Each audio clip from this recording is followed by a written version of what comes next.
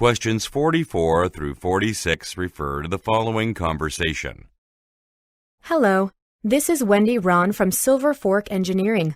I'm calling about some of the air conditioning units in our office building. 3 of them are extremely loud and have been distracting our employees. Could you please send a technician to look at them tomorrow? I'm sorry, but all of our technicians are booked through Thursday. With the hot weather, we've been repairing a lot of air conditioners lately. However, one is available this Friday. Would it be acceptable for him to stop by on that day instead? That would work. We're holding a staff picnic on Friday, so there won't be anyone here to get in the repair person's way. The building manager can give him access to our office. Number 44. According to the woman, what has caused a distraction?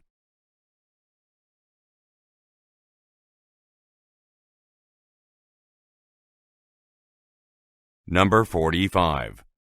What does the woman ask the man to do?